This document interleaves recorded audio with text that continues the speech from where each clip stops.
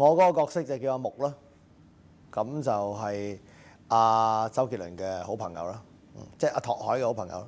其實我有睇過《頭文字 D》，不過都係立下啦，即係我冇認真地去睇嘅。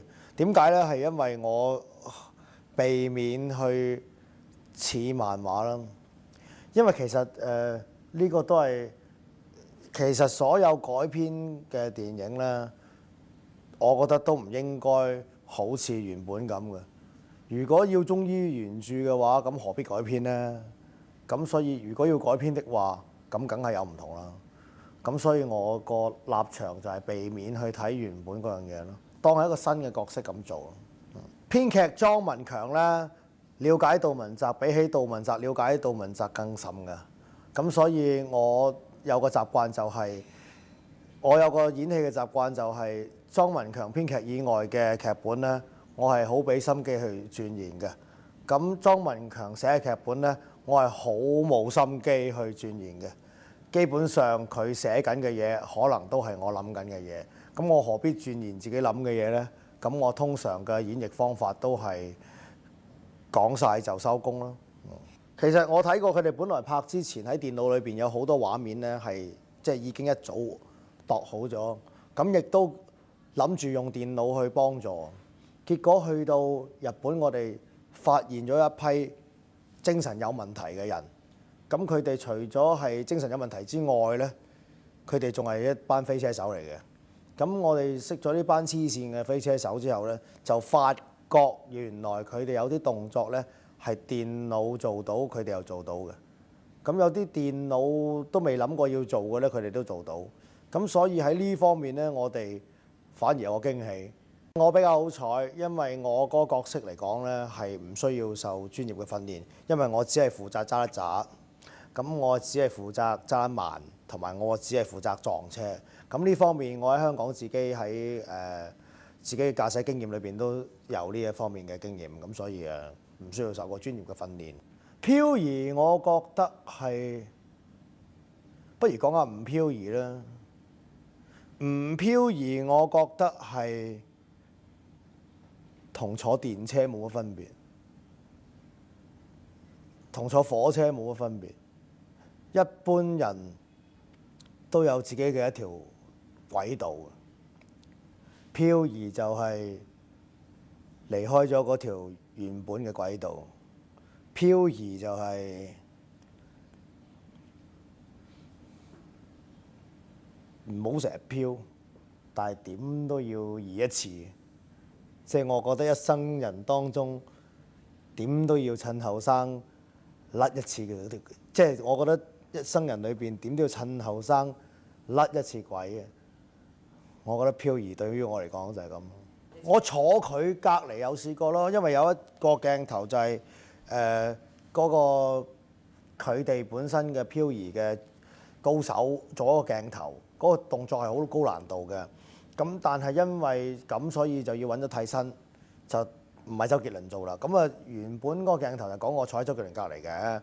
咁由於嗰個係替身，咁即係照常理推斷就係連佢隔離嗰個都可以用替身啦。咁但係我就申請咗就唔用替身啦。咁因為我覺得除咗拍呢個戲係為咗片酬之外呢，都好應該得到呢啲咁嘅享樂嘅。咁所以我就坐咗喺佢隔離咯。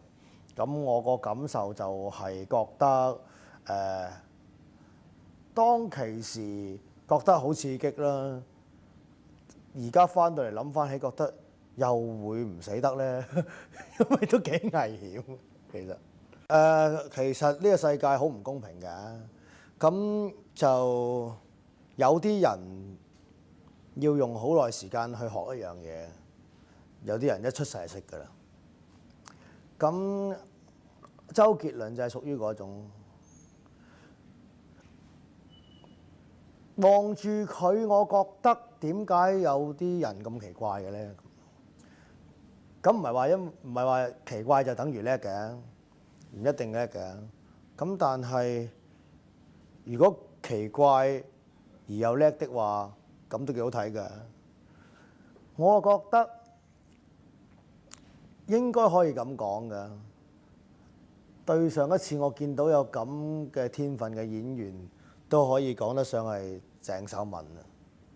再對上一個呢，就係袁詠儀啦，再對上一個我都可能未識睇戲啦。有啲人係咁嘅，即係一埋位就識做戲㗎啦。佢係一個幾純真嘅細路嚟嘅，其實佢幾似劉偉強嘅，都係心智唔係好成熟嘅人嚟。我覺得幾啱做呢個角色啦。其實秋生今次呢套戲呢，佢由一開始接呢套戲開始就飲酒㗎啦，一路飲到搭飛機去拍，一路飲到拍完翻嚟為止。基本上佢長時間處於一個宿醉嘅狀態去演呢一套戲嘅。咁呢一個就係可能係江湖中相傳嘅方法演技啦。咁你知道史丹尼斯拉夫斯基，我又唔係特別同佢熟，咁我又唔知究竟方法演技咩嚟。我相信係呢一種咯，即係青春。即係對於我嚟講，咩係青春啦？我覺得青春就係冇料到都要做嘅。青春就係明明唔夠你咁叻，但係都好想贏你嘅。青春就係野蠻啦。青春就係青春就係熱氣啦。青春係咩呢？青春就係即係點解呢套戲會俾人覺得係即係青春呢？其實佢哋揸嗰啲車呢，其實 A286係渣車嚟嘅。